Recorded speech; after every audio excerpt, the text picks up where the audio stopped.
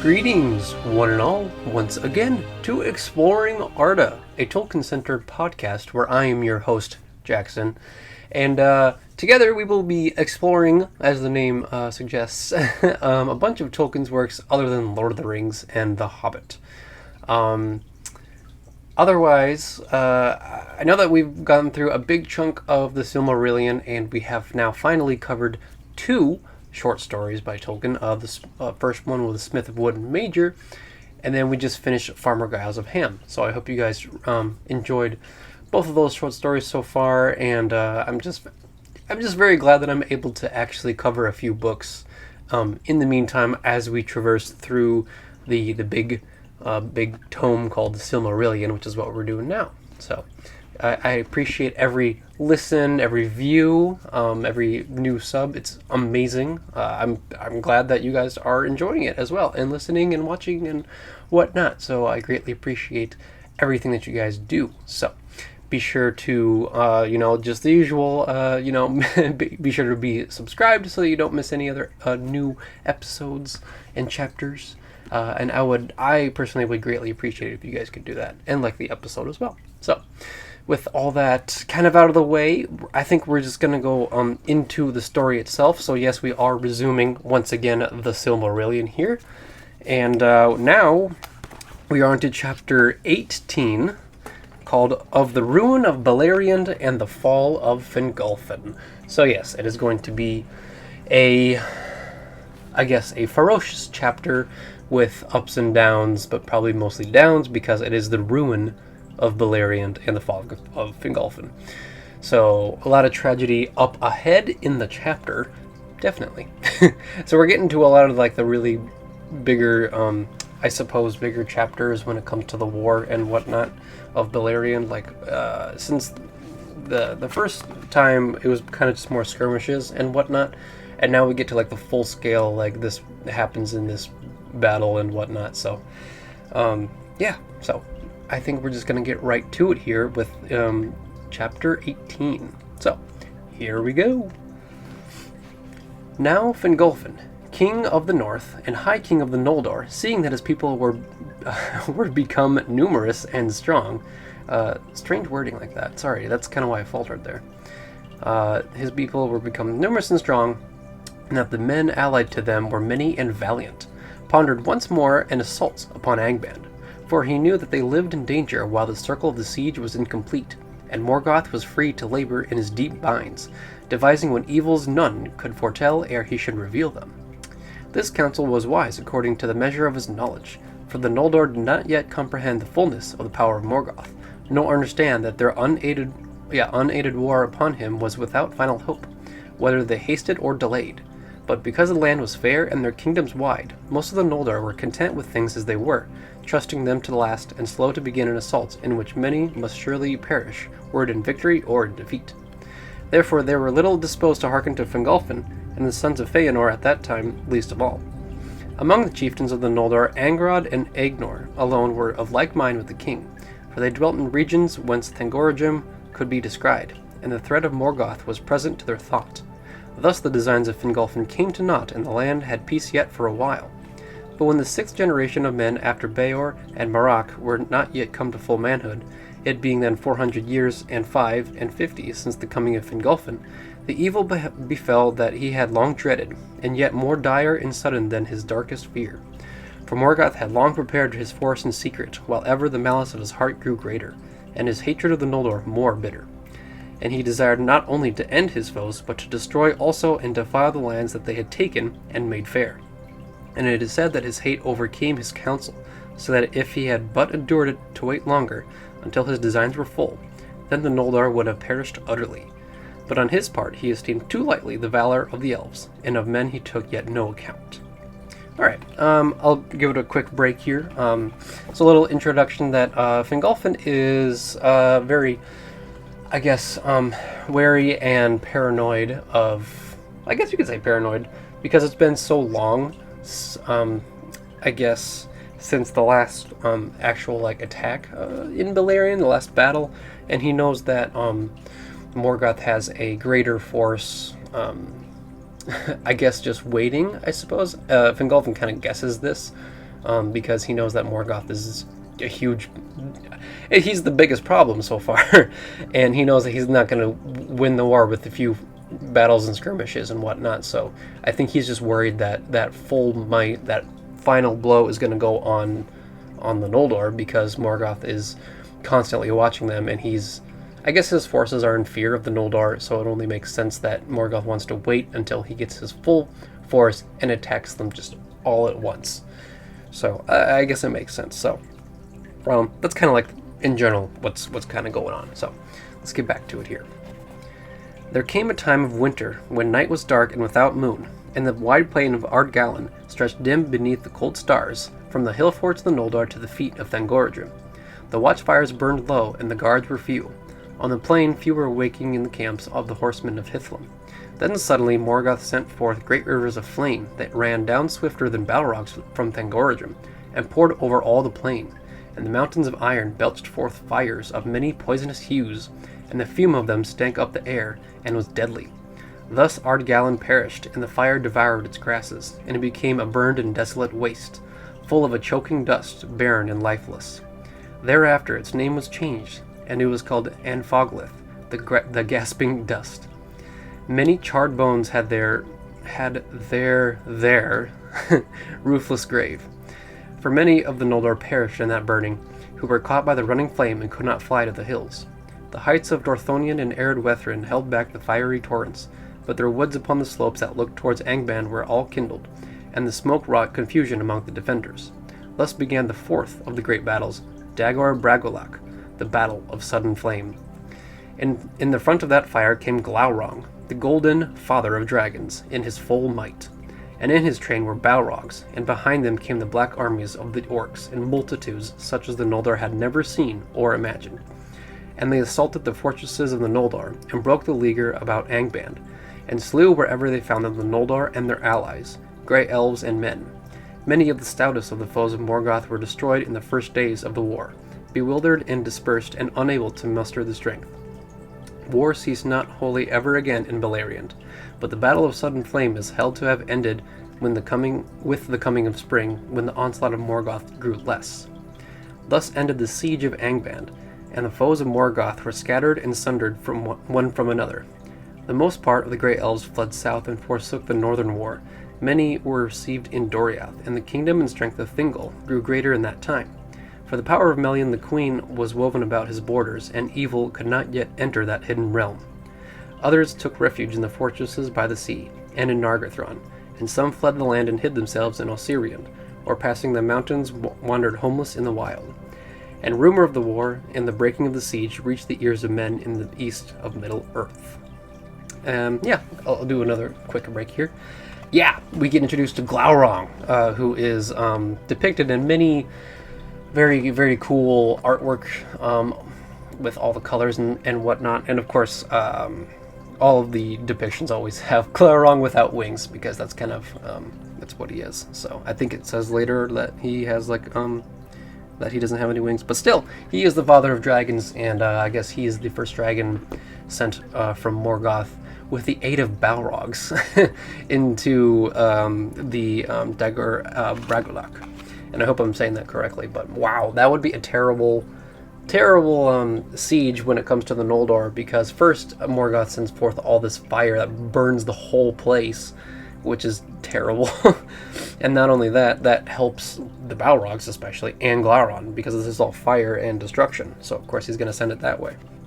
So Ardgallen is basically wiped out pretty much in this one swipe of Morgoth, which is, intense, and that's pretty much what Fingolfin was fearing, and it happens. So that's how powerful he is. He just kind of like showing off his might, and I'm talking about Morgoth, and that's not even him being in the battle, I guess, himself. Like, he sends forth the flame, which is powerful enough to wipe out the whole land, and then he sends his troops. So that's terrifying.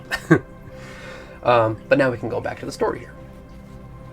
The sons of Finarfin bore most heavily the brunt of the assault, and Angrod and Agnor were slain. Beside them fell Bregolas, lord of the house of Beor, and a great part of the warriors of that people. But Barahir, the brother of Bregolas, was in the fighting further westward, near to the pass of Sirion. There King Finrod Felagund, hastening from the south, was cut off from his people and surrounded with a small company in the fen of Sarek. And he would have been slain or taken, but Barahir came up with the bravest of his men and rescued him, and made a wall of spears about him, and they cut their way out of the battle with great loss. Thus Felagund escaped and returned to his deep fortress of Nargothrond. But he swore an oath of abiding friendship and aid in every need to Barahir, and all his kin in his token of his vow he gave to Barahir his ring. Sounds familiar. Barahir was now by right lord of the house of Beor, and he returned to Dorthonion, but most of his people fled from their homes and took refuge in the fastness of Hithlum. So great was the onslaught of Morgoth that Fingolfin and Fingon could not come to the aid of the sons of Finarfin, and the hosts of Hithlum were driven back with great loss to the fortresses of Eredwethrin, and these they hardly defended against the orcs. Before the walls of Ethel-Sirion fell Hador, the golden-haired, defending the rear guard of his lord Fingolfin, being then 66 years of age, and with him fell Gundor, his younger son, pierced with many arrows, and they were mourned by the elves. Then Galdor the Tall took the lordship of his father, and because of the strength and height of the shadowy mountains, which withstood the torrent of fire, and by the valor of the elves and the men of the north, which neither orc nor Balrog could yet overcome, Hithlum remained unconquered, and threat upon the flank of Morgoth's attack. But Fingolfin was sundered from his kinsmen by a sea of foes. For the war had gone ill with the sons of Feanor, and well nigh all the east marches were taken by assault. The pass of Aglon was forced, though with great cost to the hosts of Morgoth, and Caligorm and Curufin, being defeated, fled south and west by the marches of Doriath, and coming at last to Nargothrond, sought harbour with Finrod Felagund. Thus it came to pass that their people swelled the strength of Nargothrond, but it would have been better, as was after seen, if they had remained in the east among their own kin. Maedhros did deeds of surpassing valor, and the orcs fled before his face, for since his torment upon Thangorodrim, his spirit burned like a white fire within, and he was as one that returns from the dead. Thus the great fortress upon the hill of Himring could not be taken, and many of the most valiant that remained, both of the people of Dorthonion and the east marches, rallied there to Maedhros, and for a while he closed once more the pass of Aglon, so that the orcs could not enter Beleriand by that road. But they overwhelmed the riders of the people of Feanor upon Lothlan, for Glaurung came thither, and passed through Maglor's Gap, and destroyed all the land between the arms of Galion. And the orcs took the fortress upon the west slopes of Mount Rerir, and ravaged all Thargalion, the land of Caranthir, and they defiled Lake Helivorn. Since they passed over Galion with fire and terror, and came far into East Beleriand. Maglor joined Maedhros upon Himring, but Caranthir fled and joined the remnant of his people of the scattered folk of the hunters, Amrod and Amras, and they retreated and passed Ramdel in the south. Upon Amon Arab they maintained a watch and some strength of war, and they had aid of the Green Elves, and the orcs came not into Assyriand, nor to Tar-Im-Duinath, and the hills and the wilds of the south. Alright, okay, there. Struggling there at the end there, but yeah. So it's a lot of back and forth, or at least it kind of like seems that way. And there's a lot of good people that end up being slayed by Morgoth's forces because they're immensely powerful, and this is kind of his full force in a way. He's pretty much sending all of these probably thousands and thousands of ranks of orcs and balrogs and dragons and all that stuff. Like this is the terrible side of Morgoth, where he shows his true might and strength. And this is just stuff that he's like, things he's recruited, created, made, all that stuff, twisted to his will, whatnot. So it's really insane how like terrible these things are, and that's not even like to the full extent of Morgoth, I feel like. And that's of course my kind of thought process of this, but yeah, so a lot of good people die in the process of this big war, as was it happens that way. That's just kind of the way war is, I suppose. Otherwise, yeah, there's a lot of elves that kind of like go here and there. They want to protect their own people, and it only makes sense because all of the orcs are attacking literally everywhere, anything and anywhere, pretty much. So Scary stuff, so let's just go back into it. Now news came to Hitham that Dorthonion was lost and the sons of Finarfin overthrown, and that the sons of Feanor were driven from their lands. Then Fingolfin beheld, as it seemed to him, the utter ruin of the Noldor, and the defeat beyond redress of all their houses, and filled with wrath and despair, he mounted upon Rocaller, his great horse, and rode forth alone, and none might restrain him. He passed over Dor Newfoglith like a wind amid the dust, and all that beheld his onset fled in amaze, thinking that Aroma himself had come. For a great madness of rage was upon him, so that his eyes shone like the eyes of the Valar.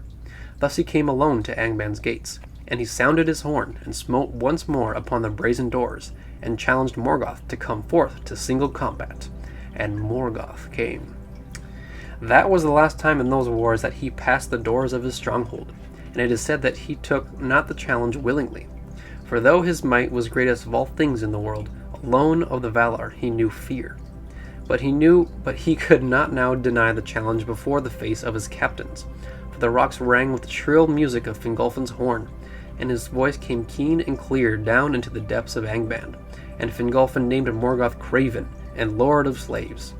Therefore Morgoth came, climbing slowly from his subterranean throne, and the rumor of his feet was like thunder underground. And he issued forth clad in black armor, and he stood before the king like a tower, iron-crowned, and his vast shield, sable unblazoned, cast shadow over him like a storm cloud. But Fingolfin gleamed beneath it as a star, for his mail was overlaid with silver, and his blue shield was set with crystals, and he knew his sword Ringil, that glittered like ice. Then Morgoth hurled aloft Grond, the hammer of the underworld, and swung it down like a bolt of thunder. But Fingolfin sprang aside, and Grond rent a mighty pit in the earth, whence smoke and fire darted. Many times Morgoth essayed to smite him, and each time Fingolfin leaped away, as a lightning shoots from under a dark cloud, and he wounded Morgoth with 7 wounds, and 7 times Morgoth gave a cry of anguish, whereat the hosts of Angband fell upon their faces in dismay, and the cries echoed in the northern lands. But at the last the king grew weary, and Morgoth bore down his shield upon him. Thrice he was crushed to his knees, and thrice arose again and bore up his broken shield and stricken helm. But the earth was all rent and pitted about him, and he stumbled and fell backward before the feet of Morgoth. And Morgoth set his left foot upon his neck, and the weight of it was like a fallen hill. Yet with this last and desperate stroke, Fingolfin hewed the foot with Ringil, and the blood gushed forth black and smoking and filled the pits of Grond. Thus died Fingolfin, High King of the Noldor, most proud and valiant of the elven kings of old. The orcs made no boast of that duel at the gate, neither do the elves sing of it, for their sorrow is too deep. Yet the tale of it is remembered still, for Thorondor, King of the Eagles, brought the tidings to Gondolin, and to Hitham afar off, and Morgoth took the body of the elven king and broke it, and would cast it to his wolves. But Thorondor came hasting from his eyrie among the peaks of the Crissaegrim, and he stooped upon Morgoth and marred his face. The rushing of the winds of Thorondor was like the noise of the winds of Manwë, and he seized the body in his mighty talons, and soaring suddenly above the darts of the orcs, he bore the king away, and he laid him upon a mountain top that looked from the north upon the hidden valley of Gondolin. And Turgon coming, built a high cairn over his father. No orc dared ever after to pass over the mount of Fingolfin, or draw nigh his tomb, until the doom of Gondolin was come and treachery was born among his kin. Morgoth went ever halt at 1 foot after that day, and the pain of his wounds could not be healed, and in his face was the scar of that Thorondor made. Great was the lamentation in Hitham when the fall of Fingolfin became known, and Fingon in sorrow took the lordship of the house of Fingolfin in the kingdom of the Noldor. But his young son Eärenion, who was after named Gilgalad, he sent to the havens. Alright, so that's the tragic part. And a very powerful imagery. I definitely the whole thing of the classic light versus the dark in pretty much every fantasy tale is seen in specific characters. This one is obviously my favorite one because it is Fingolfin, King of the Noldor, so of course he's trying to do anything that's like for the light, for the goodness of all the elves, even for the race of men, you know, like pretty much all free folk of Beleriand and Middle Earth. He wants to fight Morgoth and make everything peaceful. So the whole imagery of Fingolfin being a star amidst the blackness and fog that Morgoth kind of seems to have, and I think the whole duel of it was very well written, where Morgoth kind of slams down with Grond, the mighty hammer of the underworld, which is awesome too. Like, just to read it out loud, he was like, yeah, it's pretty cool. But, you know, literally putting craters into the earth, and Fingolfin's like rolling around like classic Dark Souls style, you know, trying to like dodge and evade all these things, but he does manage to do some damage against him 7 times, obviously, and I'm guessing each time that he, you know, damages Morgoth, he's actually surprised, and that's why the orcs don't really say much, because they're like, wow, this elven lord is actually, you know, hitting Morgoth and spilling forth blood, which is crazy and incredible as well. And obviously the death of Fingolfin is that he gets crushed underneath the weight of just constantly, I'm assuming, just constantly dodging and rolling and whatnot, and you do all that stuff. And the orcs pretty much are like, it wasn't really a victory. And the same thing with the elves. It's pretty much, it ends up as a stalemate. I feel like it's kind of that way, because Morgoth never really brags about it either. And then he tries to be disrespectful, very disrespectful, by just throwing Fingolfin to his wolves, but then Thorondor swoops in and tries to actually, you know, save his body at least. So yeah, so definitely this is definitely one of my favorite chapters in the book, and definitely one of my favorite moments. Fingolfin literally defying the darkness, which is so cool, and I just love the imagery of Fingolfin being like the star in the darkness. So so yeah, also the imagery of Morgoth just being clad in like this super ominous black armor is very menacing and ominous too. So so now that all that is kind of done, and I rambled a little too long about that, it's just one of my favorite parts in the book. We will now oh yeah, and then obviously everybody's sad about it, so obviously now we will go back into the story, so hopefully with less ranting now. Now Morgoth's power overshadowed the Northlands. Excuse me. But Barahir, sorry, I keep switching between pronunciation. I'm going to say Barahir from now on, just Barahir. But Barahir would not flee from Dorthonion, and remained contesting the land foot by foot with his enemies. Then Morgoth pursued his people to the death, until few remained, and all the forest of the northward slopes of that land was turned little by little into a region of such dread and dark enchantment that even the orcs would not enter it unless need drove them. And it was called Delduath, and Tar Nufuin, the forest under Nightshade. The trees that grew there after the burning were black and grim, and their roots were tangled, groping in the dark like claws. And those that strayed among them became lost and blind, and were strangled or pursued to madness by phantoms of terror. At last, so desperate was the case of Barahir that Emildir the Man-Hearted, his wife, interesting, whose mind was rather to fight beside her son and her husband than to flee, gathered together all the women and children that were left, and gave arms to those that would bear them.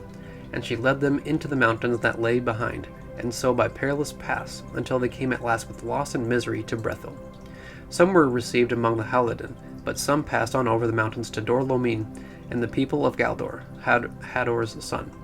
And among these were Rion, daughter of Belegund, and Morwen, who was named Elidwin, that is, Elfsheen, daughter of Beregund. But none ever saw again the men that they had left, for these were slain one by one, until at last only 12 remained to Barahir, Beren his son, and Beregund and Belegund his nephews, the sons of Bregolas, and 9 faithful servants of his house, whose names were long remembered in the songs of the Noldor. Radwin and Dayruin they were, Dagnir and Ragnar, Gildor and Gorlim the unhappy, Arthad and Urthel and Hathildir the young. Outlaws without hope they became, a desperate band that could not escape and would not yield, for their dwellings were destroyed, and their wives and children captured, slain, or fled. From Hithlum there came neither news nor help, and Barahir and his men were hunted like wild beasts, and they retreated to the barren highland above the forest, and wandered among the tarns and rocky moors of that region, furthest from the spies and spells of Morgoth. Their bed was the heather, and their roof the cloudy sky. So that's a little depressing as well. The whole thing with Barahir's pretty much people on the run constantly, night after night, and their people are being slain. This is definitely the ruin of Beleriand. A lot of despair, a lot of death. This is pretty much, I guess, like a perfect example of what happens when Morgoth takes over, is that everything just becomes twisted and decayed, and the orcs pretty much run the whole show, pretty much. And they just hunt and pursue anything that's against them. So it's a scary time to live for them especially. So back to it here. For nigh on 2 years after the Dagor Bragollach, the Noldor still defended the western pass about the sources of Sirion, for the power of Ulmo was in that water, and Minas Tirith withstood the orcs. But at length, after the fall of Fingolfin, Sauron, greatest and most terrible of the servants of Morgoth, who in the Sindarin tongue was named Gorthar, came against Orodreth, the warden of the tower upon Tol Sirion. Sauron was become now a sorcerer of dreadful power, master of shadows and of phantoms, foul in wisdom, cruel in strength, misshaping what he touched, twisting what he ruled, lord of werewolves. His dominion was torment. He took Minas Tirith by assault, for a dark cloud of fear fell upon those that defended it, and Orodreth was driven out and fled to Nargothrond. Then Sauron made it into a watchtower for Morgoth, a stronghold of evil and a menace.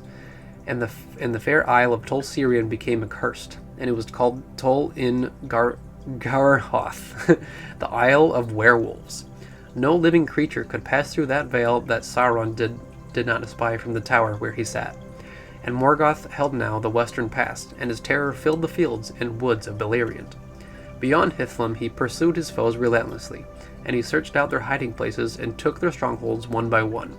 The orcs, growing ever bolder, wandered at will far and wide, coming down Sirion in the west and Kelon in the east, and they encompassed Doriath. And they harried the land so that beast and bird fled before them, and silence and desolation spread steadily from the north. Many of the Noldor and the Sindar they took captive and led to Angband, and made them thralls, forcing them to use their skill and their knowledge in the service of Morgoth. And Morgoth sent out his spies, and they were clad in false forms, and deceit was in their speech. They made lying promises of reward, and with cunning words sought to arouse fear and jealousy among the people, accursing their kings and chieftains of greed, and of treachery one to another. And because of the curse of the kinslaying at Alqualande, these lies were often believed. And indeed, as the times darkened, they had a measure of truth, for the hearts and minds of the Elves of Beleriand became clouded with despair and fear. For ever the Noldor feared most the treachery of those of their own kin, who had been thralls in Angband. For Morgoth used some of these for his evil purposes, and feigning to give them liberty sent them abroad, but their wills were chained to his, and they strayed only to come back to him again. Therefore, if any of his captives escaped in truth, and returned to their own people, they had little welcome, and wandered alone, outlied and desperate. Alright, so, obviously now we get, the way that Sauron is the way that he is. Very, very cool stuff that, Sauron's basically a shapeshifter, and he is, the Master of Shadows and of Phantoms, which is a really cool title if you want to be a dark sorcerer, which is what Sauron is. And not only that, he learns the way, the dark, bold way of the whole treacheries and broken promises and whatnot. So it only makes sense the way that Sauron is the way he is, because that's who he followed, this Morgoth. And now you know why Sauron is so evil in Lord of the Rings, and because his master was even worse than him, which is terrible.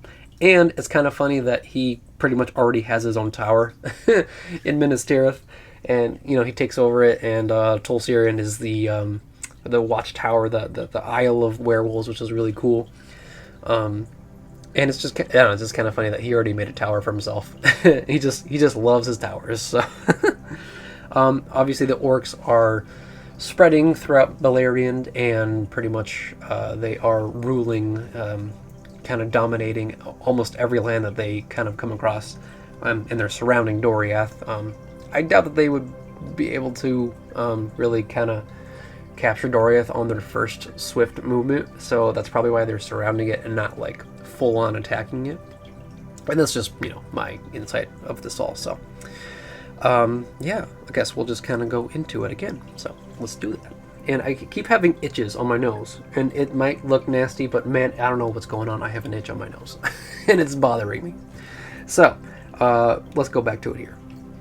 To men, Morgoth feigned pity, if any would hearken to his messages, saying that their woes came only of their servitude to the rebel Noldor.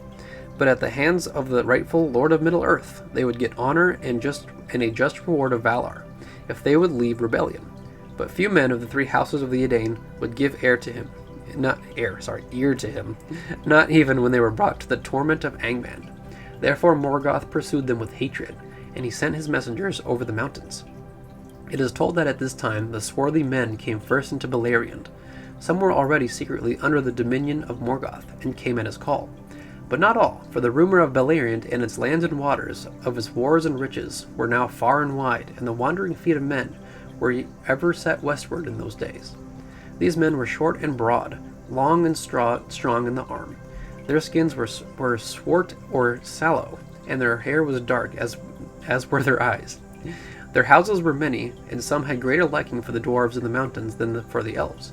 But Maedhros, knowing the weakness of the Noldor and the Edain, whereas the pits of Angband seemed to hold store inexhaustible and ever renewed, made alliance with these new-come men, and gave his friendship to the greatest of their chieftains, Bor and Ulfang.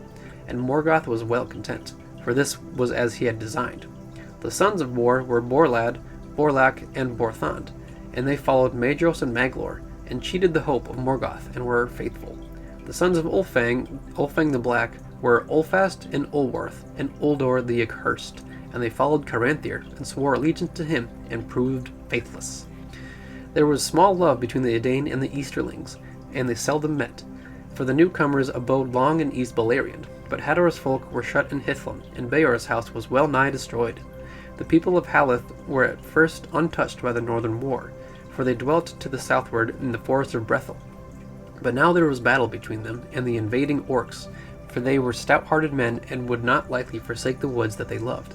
And amid the tale of defeats of that time the deeds of the Halidin are remembered with honor. For after the taking of Minas Tirith, the orcs came through the western pass, and maybe would have ravaged even to the mouth of Sirion.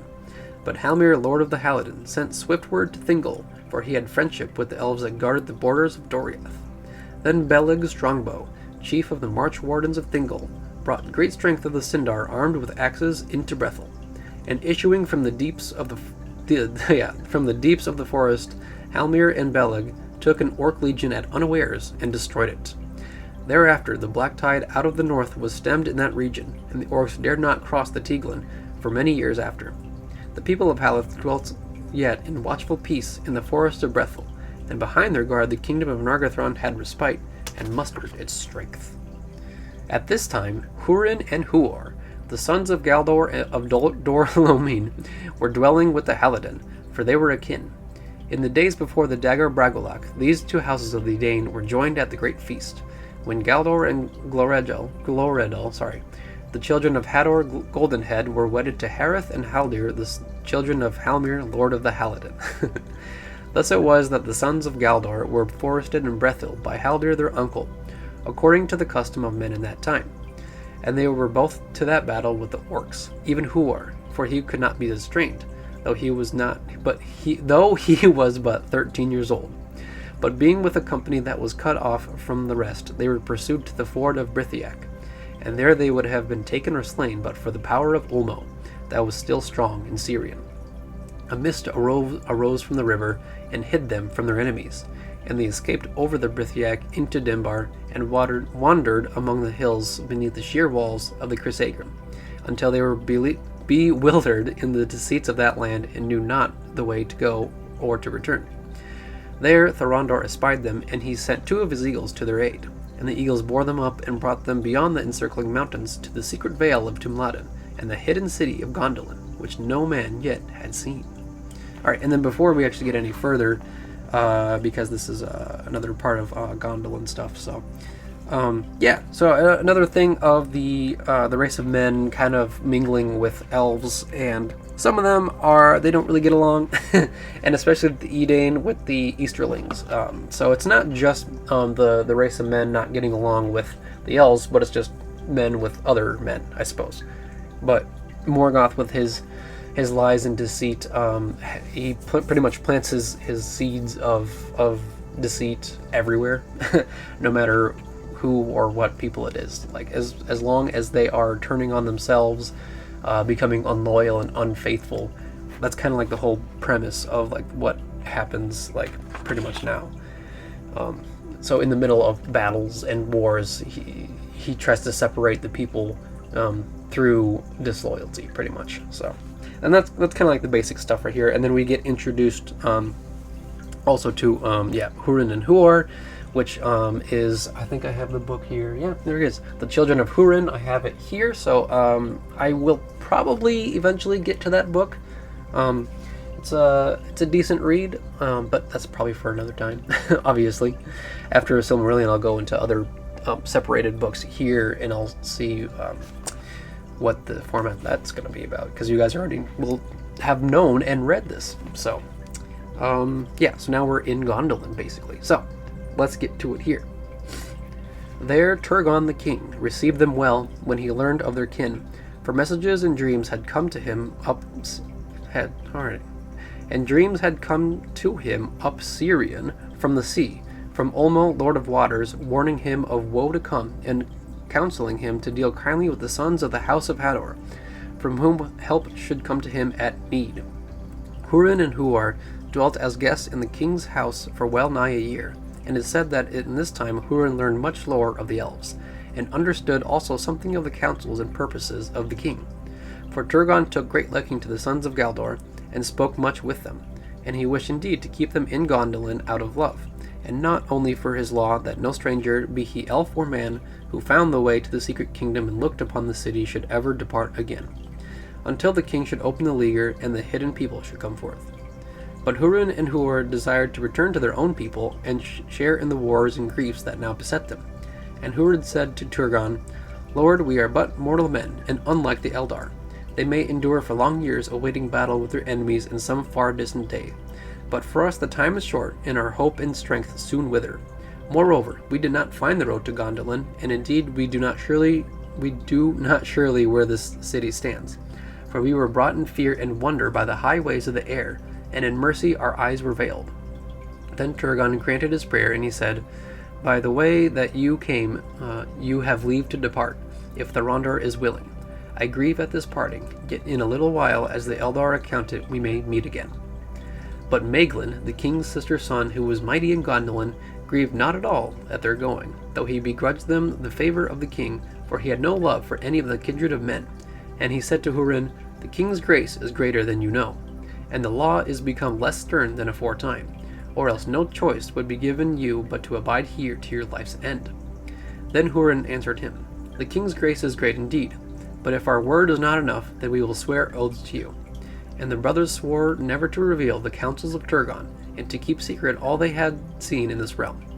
Then they took their leave, and the eagles coming bore them away at night, and sent them down in Dor Lómin before the dawn. Their kinsfolk rejoiced to see them, for messengers from Brethil had reported that they were lost, but they would not declare even to their father where they had been, save that they were rescued in the wilderness by the eagles that brought them home.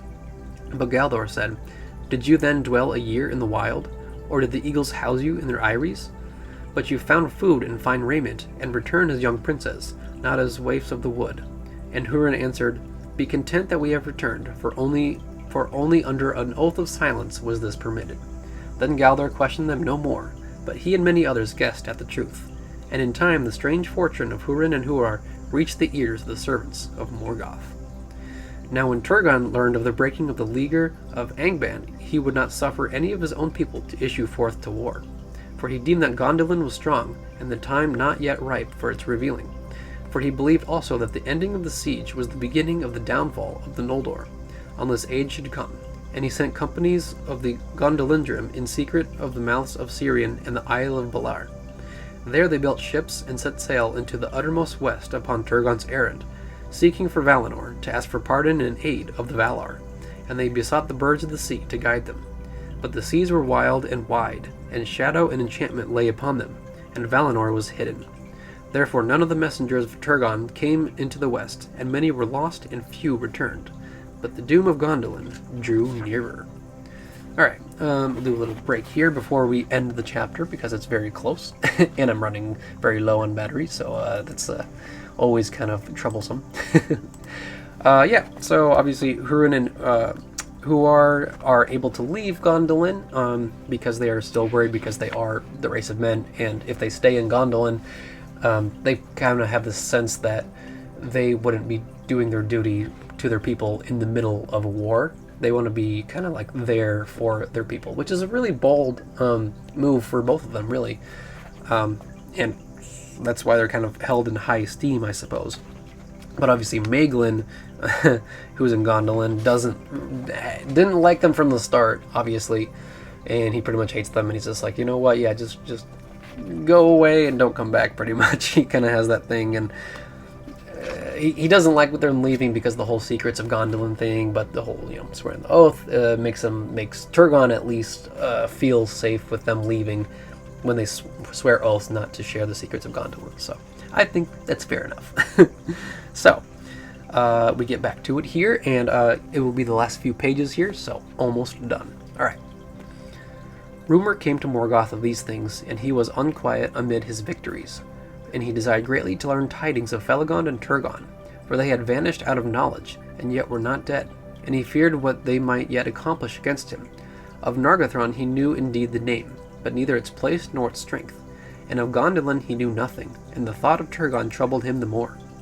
Therefore he sent forth evermore spies into Beleriand, but he called the main host of the orcs to Angband, for he perceived that he could not yet make a final and victorious battle until he had gathered new strength, and that he had not measured rightly the valor of... I don't know if I keep saying it like Valar or Valor. I don't know. Until he had not... And that he had not measured rightly the valor of the Noldor, nor the might in the arms of the men that fought beside them. Great though his victory had been in the Bragolac, and in the years after, and grievous the harm that he had done to his enemies, his own loss had been no less. And though he held Dorthonion and the pass of Sirion, the Eldar, recovering from their first dismay, began now to regain what they had lost. Thus Beleriand in the south had a semblance of peace again for a few brief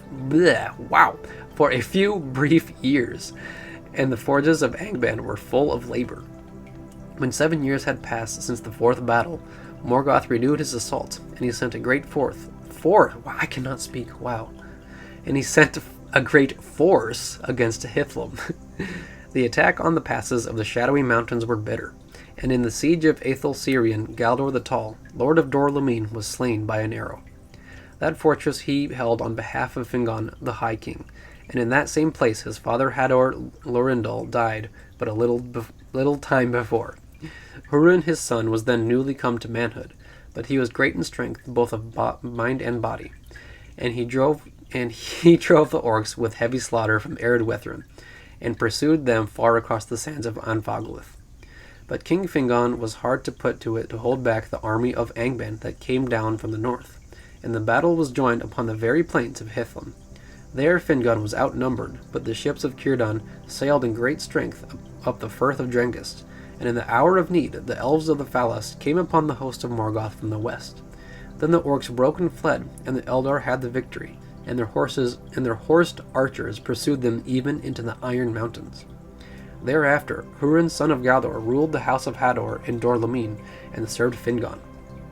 Hurin was of less stature than his fathers, or his son after him, but he was tireless and enduring in body, lithe and swift, after the manner of his mother's kin, Harith of the Halidin. His wife was Morwen Eludwin, daughter of Beregund of the house of Beor, she who fled from Dorthonion with Rion, daughter of Belegund, and Emildir, the mother of Beren. In that time also the outlaws of Dorthonion were destroyed, as is told hereafter, and Beren, son of Barahir, alone escaping, came hardly into Doria. Alright, so chapter 18 is done. So, that was quite a wild and intense chapter. Obviously, this is all... That's what I'm saying. Like, this chapter definitely picked up the action, I suppose, of the war. Gives kind of like specifics of like what happens and what figures. Obviously, tragic that Fingolfin is slain, but I think that kind of like really sparked the confidence that both elves and men really needed to be, like defiance against Morgoth. So I feel like that kind of like made people realize that, yeah, actually you can go straight up against Morgoth even though it's not advised, but it's still possible. And so that like action led the others to become united, I suppose, despite all the disloyalty and mischief that both Morgoth and Sauron are spreading throughout Beleriand to their strongest skill, pretty much. And at the end of the chapter, the elves do end up getting a victory as they are pretty much unified, which is a really great thing to kind of read at the end of the chapter because there was so much death and darkness, and Morgoth has the upper hand. But at the very end, even a battle, even one single battle, is still a victory. It's still like they're still defying Morgoth even after so much bad things have happened, and I really enjoyed the chapter, definitely. And the next chapter, actually, we get to go into the story of Beren and Luthien, which is obviously one of the biggest stories from the Silmarillion, and even people who haven't read the Silmarillion know about Beren and Luthien. So I'm excited to read that chapter next. That one might be a little longer, for sure. It's a long chapter, so that one might be a little over an hour long because this one's already almost 50 minutes. And I guess like this chapter and the next chapter are among my favorites in the War of Beleriand, I suppose. Still sad to hear of Fingolfin's death, but when I reread it again, it always just kind of gives me like goosebumps of like, it's so cool. Just the imagery of, Fingolfin defying Morgoth. And there's plenty of paintings and sketches and all that stuff like representing this for a reason, because it's like one of the biggest light versus dark images that you can like conjure from the Silmarillion, I feel like. So, and the same goes with Beren and Luthien as well, which a lot of people know, but I still got to read it because those are still kind of the, it's still part of the book. So, with that, I guess that's the end of the chapter here. I hope you guys enjoyed it. I think my narrating is still kind of up and down, but I'm still trying to do better. I'm still a little bit sick, but I was able to not cough and sneeze and sniff as much as I did in the last episode, so I apologize for the last episode for me being not the greatest, and I should not have recorded then. So I definitely apologize for that. Alright, so now with all that, just be sure to check out my own fantasy book called The Lands of Ordia. Usually it kind of shows up around here or so.